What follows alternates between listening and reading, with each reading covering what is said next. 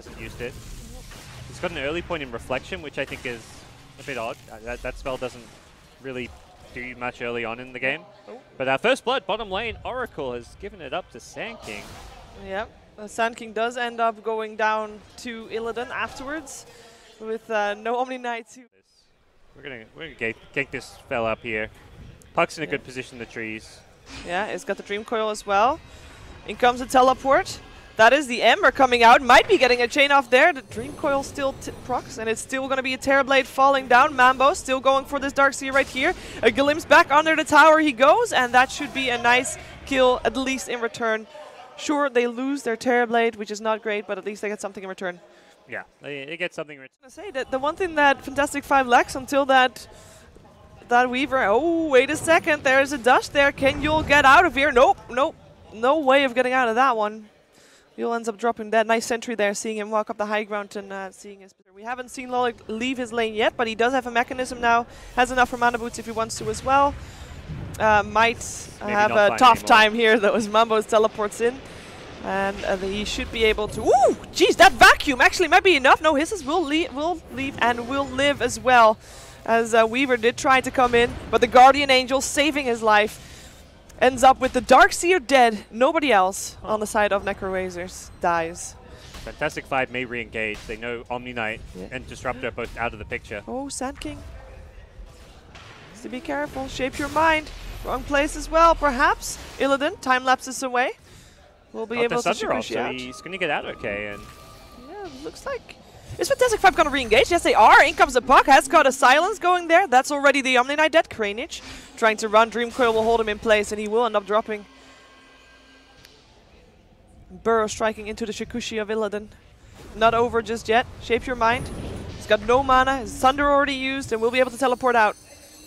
Mambo's coming in to take out the Weaver. A little bit too deep for Illidan there. Yeah, Illidan just getting a bit cocky. It was kind of, he gets misled there. BCZ's like, I've got this arcane room, let's keep going, let's keep diving, and then Weaver's like... tricky for this Disruptor here. He does have some backup. craNich is back in action.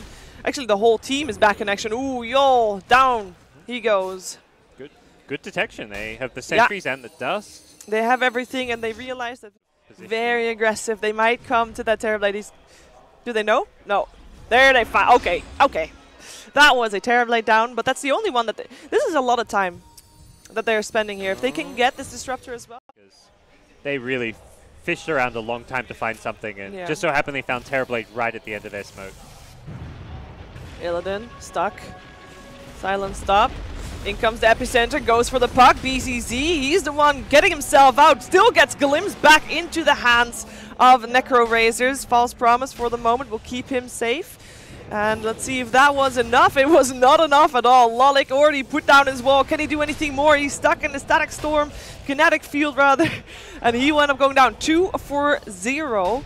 Fantastic.Five, they might have hit the tower a bit, but they don't win the fight. They don't actually get anybody, not even the Disruptor. And they might actually use Yul as well. craNich will have a Burrow Strike for him. Gets his ult off for the moment.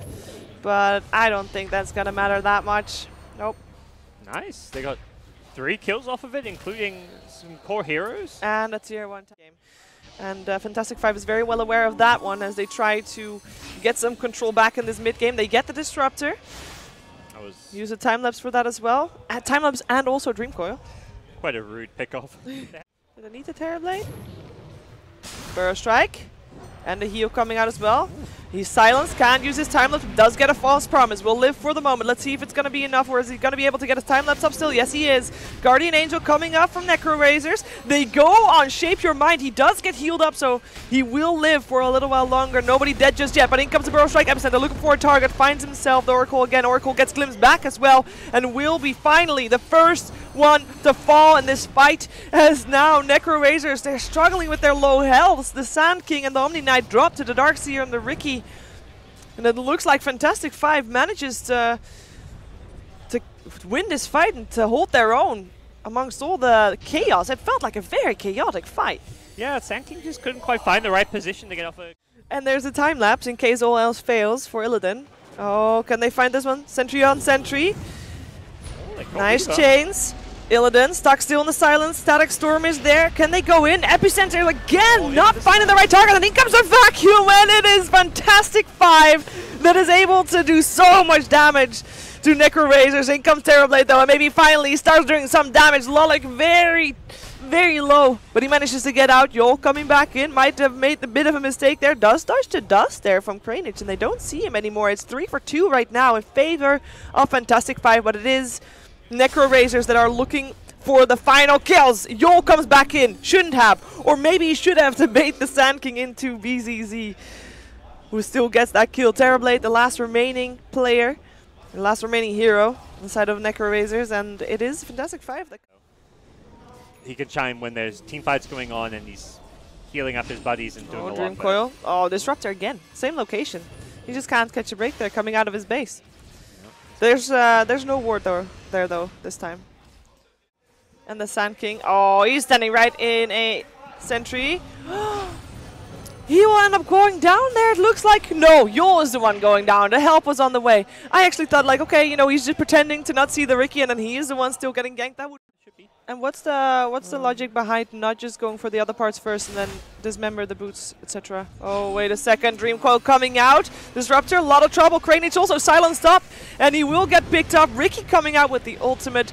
Typek doing what he can, has also popped the Guardian Grief. Perhaps he can take down the Oracle, but he gets his false promise off on himself. Illidan standing there, now taking a lot of damage, feels forced to use. Vision is there, they have the wards. Ember going in first, finds Lolik, Burrow Strike there as well. Can they take him down before anything else? No, Lolik gets a vacuum off, still has the pipe up as well. Will still get picked up by Mambos as Disruptor and Omni-Knight are once again dead. And it looks like it is Fantastic.Five chasing down everybody. Ooh, oh, he actually still gets. They actually still the got him. coil break got him. Oh. Yeah, that is very unfair. Doing a bit of damage there. Lolik going on T-Pack. T-Pack. Oh, the Diffusal Blade. No saves for you. Omni-Knight drops, but he is so far the only one that dropped. They scan. It's gone. Very methodical from. Yeah, another missed Burrow Strike. craNich is having a rough game on this Sand King. Now comes the vacuum. Static Storm is still there from the Disruptor. Actually also holding in Illidan. That is a lot of damage there, but again, Oracle there to save his life. Epicenter, this time on Lolik, gets someone, but Lolik barely takes any damage. Now he does, and it is Mambos that finishes him off with the Terrorblade there to get him the last hit. They don't get the range. He's got 2k HP. He's itemized very defensively. He has BKB, Linken's, Diffusal to purge off stuff. Diffusal to slow down Mambos in the cloud. Mambos does have buyback though, but he is very dead. That is how bad the tower push and physical damage is. Surely you're gonna get a Desolator instead of your Aquila, well, instead of your Aegis when it pops. That is a dead Riki. Lost a gem, nice catch there. Riki had a blink dagger, so I guess he was hoping to scout the smoke and then blink away immediately. But craNich had a gem as well, so he probably walked into craNich. Not sure if that's enough to put off Fantastic.Five from fighting, though. Definitely doesn't seem like it. Static Storm Kinetic Field still there, but Illidan is already out, and that doesn't do anything. Disruptor is the first one to go. BKB used by Illidan for that one. All right, BKB for a Disruptor. I got to go to Sand King. Yeah, Sand King on the bot lane with Puck, and that is the gem back in hands of. Try for that. If it would be, for example, possibly a last fight of the game, then that is worth using. There's your time lapse again. It's got another one in 40 seconds. Puck jumps in, and this time gets the kill. No buyback for the Ender Spirit. He already just was forced to buy back. Gets a Dream Coil out as well. Yol jumping back in. Goes for the Omni-Knight. He heals himself, has to walk back. And actually, Disruptor has to force off himself through the wall. Ends up going down. It looks like Omni-Knight, he's not going to make it out. Or maybe he is, but he's not. I mean, the creeps already pushed the Rex on top lane as well, and they're not even taking the effort and going for the bot lane anymore. With all this damage, T-Pack, one more hit, there he goes. They've got the TB Illusion even helping out their push here. They're going to get the tier 4 towers, ignoring the mega creeps and just going for the GG push here, which is probably well in their right to do so. With Ember Spirit not having a buyback, there's just no way to clear out these waves. And what, at this point, what could they have done? How could they have lived longer? What was the nail in the coffin? Not just having Ember get picked off there. I think they were down, what, one range Rex up top? Yeah. They could have